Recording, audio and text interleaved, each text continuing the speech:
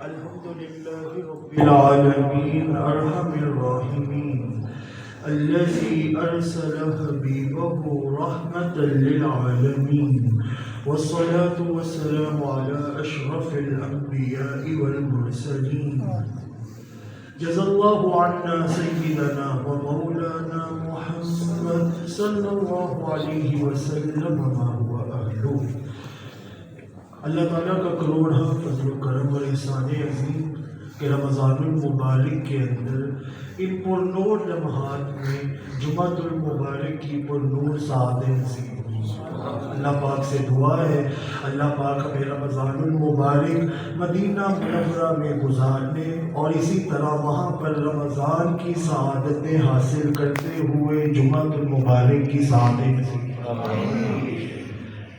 آج جس موضوع کو عنوان گفتگو بنانے جا رہے ہیں پتہ نہیں آپ کی سبحان اللہ بتائے گی کہ کیا کون سا موضوع کیسا ہے کیا ہے ایمان کیا حظ ملے گا. آج ہم بات کریں گے محمد مصطفیٰ کے درود و سلام. سبحان اللہ. ان اللہ وملائکتہ یصلون علی النبی. شک میں نہ رہنا، لوگ بکواس کرتے رہیں گے کہ پتہ نہیں غیب ہے، حاضر ہے، ناظر ہے، نور ہے، بشر ہے، لیکن تم بس یہ عقیدہ رکھنا اللہ بھی اور اللہ کے ملائکہ بھی کرتے ہی کچھ نہیں، بس محمد مصطفیٰ پر درود و سلام. سبحان اللہ. سبحان اللہ. آدم علیہ السلام کو رب ذوالجلال نے بنایا نا، عمل دونوں ہی تھے. آدم علیہ السلام کی تخلیق ہوئی نا تو ملائکہ کو کہا اسجدوا لآدم، آدم علیہ السلام کو سجدہ کرو. ملائکہ نے سجدہ کرنا شروع کیا. رب کہتا ہے یہ عمل تم لوگ کرو، میں خدا بیچ میں نہیں آؤں گا، میں نے نہیں آنا بیچ میں. آدم کو سجدہ کرنے والا عمل تم نے کرنا ہے. لیکن جب ہمارے حبیب کی باری آئی نا فرمایا ان اللہ وملائکتہ یصلون علی النبی. ایسا حسین عمل ہے ملائکہ تم بھی درود پڑھو، میں خدا بھی درود پڑھتا ہوں. سبحان اللہ. سبحان اللہ. حسین عمل ہے نا، خوبصورت عمل ہے. بلکہ اس سے آگے کی بات چلے، یہ جو یصلون کا مطلب ہوتا ہے نا صاد لام واو، اس سے بننے والے جتنے بھی الفاظ ہوتے ہیں نا اس کا مطلب ہوتا ہے قریب کر لینا، قریب کر لینا. صاد لام واو سے بنا مس والا، تنکوں کو جوڑ کے رکھ دے نا تو اس کو قریب کرے، اس کو مس والا کہتے ہیں. اسی طرح یہ جو گندم ہے اس کو اکٹھا کر دے تو عربی میں اس کو تصویر کہتے ہیں. بلا تشبیہ و بلا مثال انہی الفاظ سے یصلون بنا. رب ذوالجلال نے کہا اس کا راز یہ ہے کہ رب درود بھیج کر محمد مصطفیٰ کو دن بہ دن اپنے قریب کرتا ہے. یہ ہے نا شان درود و سلام پڑھنے. حضرت موسیٰ علیہ السلام کوئی طور کے اوپر اللہ تعالیٰ سے کلام کرنے کے لیے گئے. رب ذوالجلال نے کہا موسیٰ تمہیں اودو چنگا نہیں لگتا جدو میرا نام لینا ہے، جدو اللہ اللہ اللہ کرنا ہے نا اودو چنگا نہیں لگتا. موسیٰ علیہ السلام کہتے باری تعالیٰ پھر میں کب آپ کو اچھا لگتا ہوں؟ کہا جب تم اپنے لب سے میرے محمد کا نام لیتے ہو نا بڑا ہی سونا ہے. حضور کا نام لینا ہے نا حضور کا. بلکہ علامہ یوسف نبہانی رحمت اللہ تعالی علیہ ہمیں اس کی پرواہ نہیں. ہم سمجھتے تو ایسا عمل ہے خدا کی قسم رب یہ نہیں دیکھتا وضو کیا ہوا ہے نہیں کیا ہوا، غسل کیا ہوا ہے نہیں کیا ہوا. ایسا عمل ہے جب بھی پڑھو رب ذوالجلال قبول کر لیتا. اور یہ کیوں کرتا ہے؟ ایک عمل ہے، نماز بھی ہے، روزہ بھی ہے، زکوٰۃ بھی ہے، حج بھی ہے، صدقات بھی ہے، جتنی بھی اللہ کی عبادتیں ہیں، ذکر ہے، اذکار ہے. رب کہتا ہے میری مرضی کرا قبول یا نہ کرا. حج کر کے آؤ، عمرہ کر کے آؤ، میری مرضی قبول کروں یا نہ کروں. لیکن درود ایسا عمل ہے رب کہتا ہے ہر حال میں ہی قبول ہے، ہر حال میں. کیوں قبول ہے؟ کیونکہ ہم جب بولتے ہیں نا درود پاک میں تو ہم یہ نہیں کہتے کہ درود ہم بھیج رہے ہیں، ہم یہ نہیں کہتے کہ درود ہم یہ کہتے ہیں اللہم اے باری تعالیٰ صلی علی. ساڑھی اوقات نہیں درود کلن دی، تو آپ ہی درود کر لو. رب کہتا ہے درود تم بھیجو تو پھر میں کہوں نا کہ میری مرضی قبول ہے. جب درود ہی میں نے بھیجنا ہے، تم نے فریاد ہی میرے آگے رکھنی ہے تو میں خدا اپنا درود بھیجتا ہوا قبول نہ کروں. کہا تم درود نہیں بھیجتے، تمہارے درودوں کی آقا کو حاجت نہیں، بلکہ جب تم درود بھیجتے ہو تو ان کے صدقے میں تم پر درود و سلام.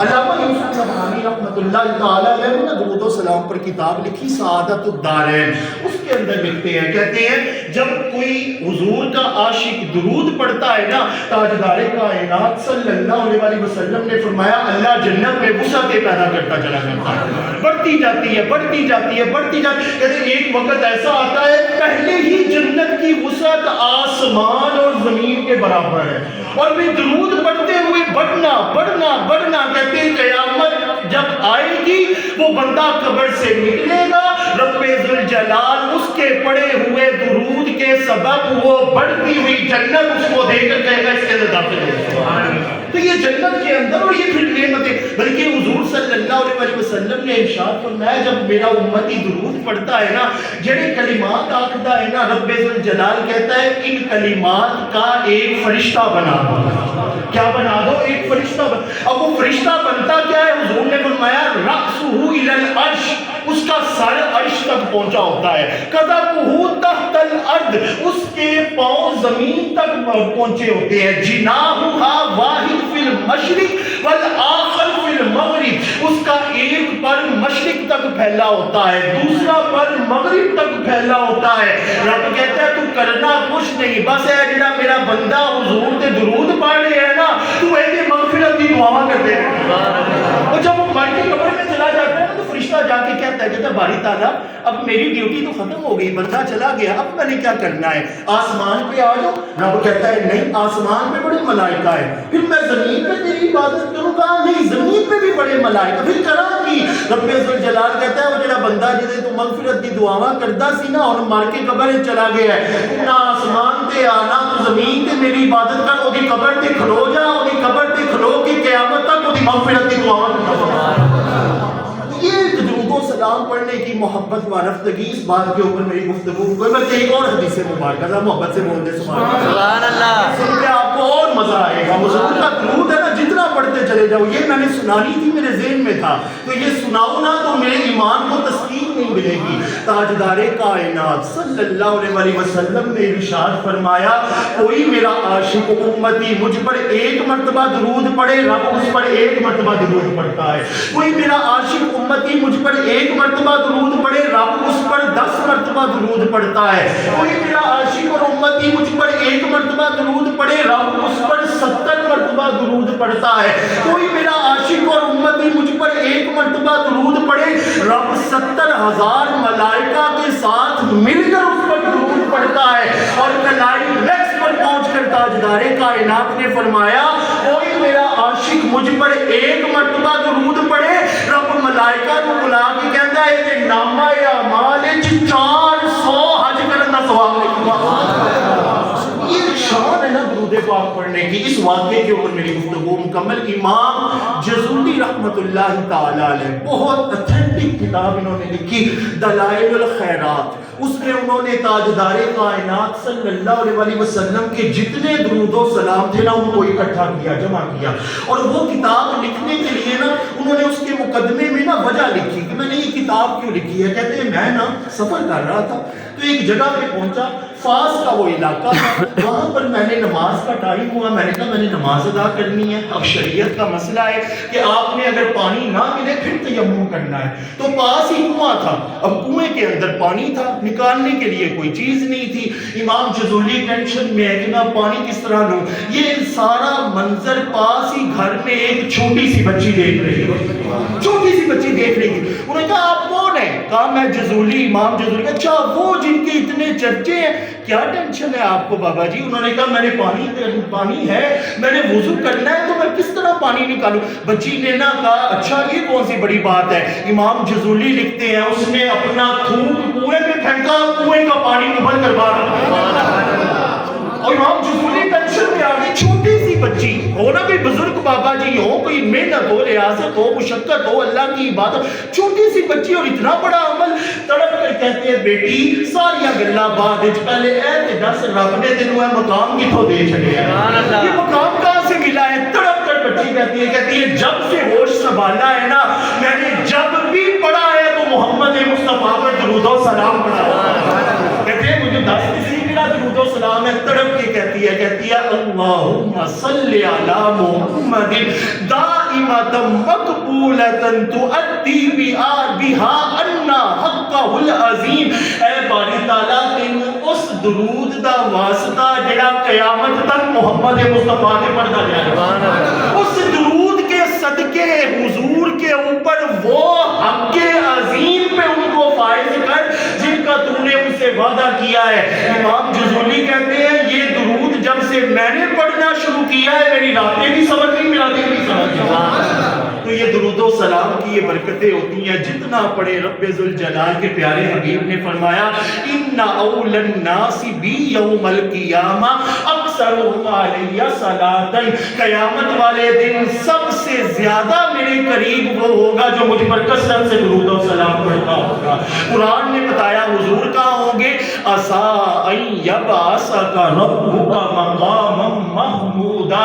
रब हुजूर को मकामे महमूद पर बिठाएगा।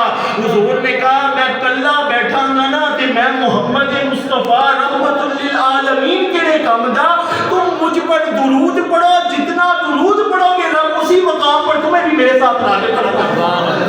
अल्लाह पाक से दुआ है अल्लाह पाक हमें कसरत के साथ दुरूद और सलाम पढ़ने की सआदत अता फरमाए।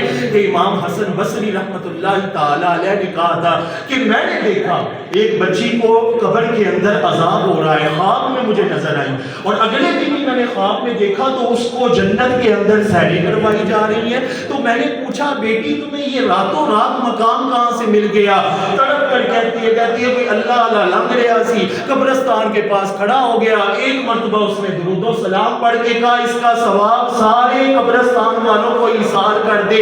बस वो दुरूद की बरकत है, रब ने पूरे कब्रिस्तान के ऊपर से अजाब हटा के उन्हें जन्नत अता कर।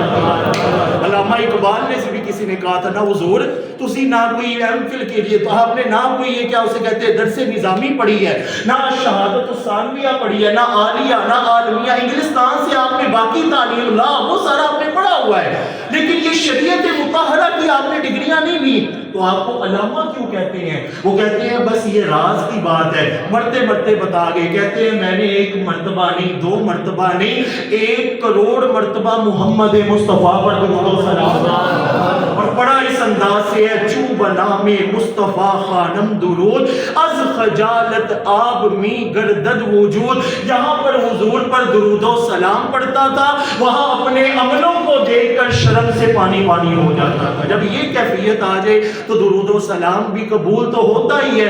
रब्बे ज़ुल जलाल अल्लाह ताला अपने बंदा जो दुरूद पढ़ता है उसके भी किरदार को संवार कर उसे जन्नत का हकदार बना देता है। अल्लाह पाक से दुआ है इस दुरूद और सलाम के सदके हमें रमज़ानुल मुबारक की पुरनूर सातों में मदीना मुनव्वरा में सुनहरी जालियों के सामने खड़े होकर हुजूर के उन सुनहरी जालियों को तक कर दुरूद और सलाम पढ़ने की सादत। आमीन।